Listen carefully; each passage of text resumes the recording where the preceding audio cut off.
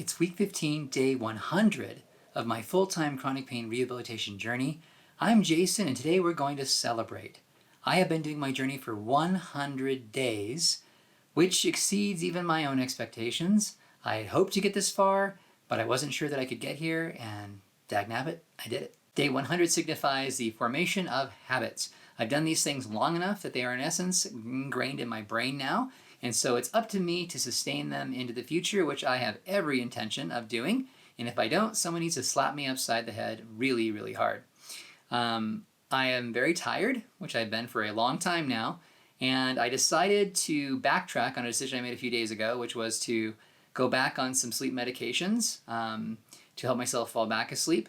But I'm now so tempted to take them to go to sleep, period, because I'm so exhausted that I threw them out. I'm too far into this detox from my sleep medications journey to go back now.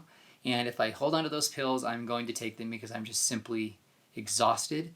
And I've never been so tired in all my life. The way I see it is, I'm either going to end up in the hospital or I'm going to be very well rested. I hope it is the latter.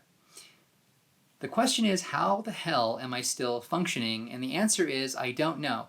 When I started this journey, I said I would dig deeper than I have ever before, and in reality, I have done that. I've gone farther than even I thought I was capable. I have, in essence, been sleep deprived for 3 weeks. For the last 2 weeks, I have had, on average, 4 hours of sleep per night, which puts me in interesting territory, which is it's basically an act of will now to do anything on my journey that I've committed to do. I do have a lot of supporting techniques. I have playlists I listen to. I just do tons of stuff to kind of get myself motivated and going, even when I'm super, super tired. It's all working, but in the end, it is now simply an act of will to sustain what I have started. My muscles are sore. They do not regenerate like they normally would if I were sleeping well, and so I'm kind of accumulating pain all over my body. I think I might need to take this weekend off to let that kind of recover. In summary, this whole thing is the hardest thing I've ever done. Going off my sleep medications is bar none the most difficult thing I've ever done while doing all of this intense activity, and finding the motivation and the will to do it has been the supreme challenge so far of my life. Despite being exhausted, I went to the gym today. I did a full upper body workout, back, chest, and shoulders. By the time I got to do my core workout, at the very end, I was completely exhausted, but I pushed through it. And once I was done, I realized I had nothing left to give. I stood in front of a fan, and then I went and laid down on a stretch table to listen to a piece of music to kind of calm myself. And I started to sob because I was simply done. I had nothing left to give. And I felt like a marathon runner who had finished a very long race and just broke down and started crying at the end. Only the difference is I'm not at the end of my race. This was simply the end of today, which means I have to get up essentially and do it again. So the race is not over, but getting through today felt like I essentially completed my journey. It was that difficult. After the gym, I went to the recovery center.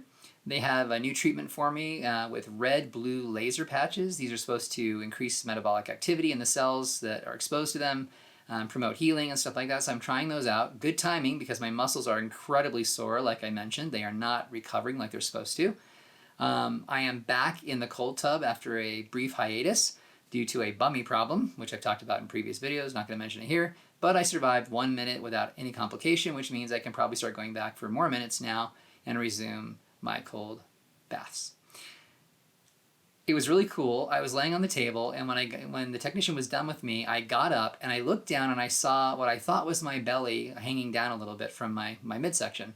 And when I looked at it more closely, I realized it was basically a dehydrated belly. And when I looked at it more closely, I'm like, that's just skin.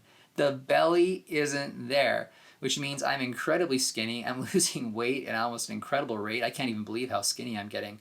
And my muscles are showing through, my veins are showing through. My body is essentially transformed, and it might be time to start eating additional calories because I think I'm dropping weight a little bit too fast. When I was leaving the recovery center, the technician said he was very proud of me. He had not seen someone do what I had done with this degree of effort and consistency and drive. And so I take that compliment as a badge of honor, and frankly, I have earned it. I did back out of the stretch zone that I signed up for a couple of reasons. One, it made me a little too sore. I don't really want to introduce more soreness right now when my body's already kind of about to keel over. The second thing is the recovery center offers the same service, which I did not know, for less money. So it makes no sense to go to the stretch zone. And when I do start stretching, the technician there already knows me really well. We've been working together for months. So there's really no reason to go somewhere else to get the stretching. So I'm going to go ahead and just stay with the recovery center. This weekend, because of all that's going on, how exhausted I am, how much my body hurts, I don't think it makes a lot of sense to go back to the gym at this point. I've accumulated enough damage that I need to let my body recover for a couple of days, and hopefully I get some sleep tonight or tomorrow night, God please, and I'll be able to get up and start again next week and hit it full throttle. I can't predict the future, but so far the future has not been good. Every day I keep going back and forth between sort of good sleep, sort of not good sleep, averaging, again, a paltry 4 hours for the last 2 weeks, which is simply inadequate. Something's got to give, and I'm hoping that my mind will go to sleep instead of me falling over. Time will tell. Fighting for your life means exceeding your own expectations. You have more fight in you than even you know. If you find my videos helpful, please pass them along and don't forget to subscribe. And until next time, keep fighting for your life.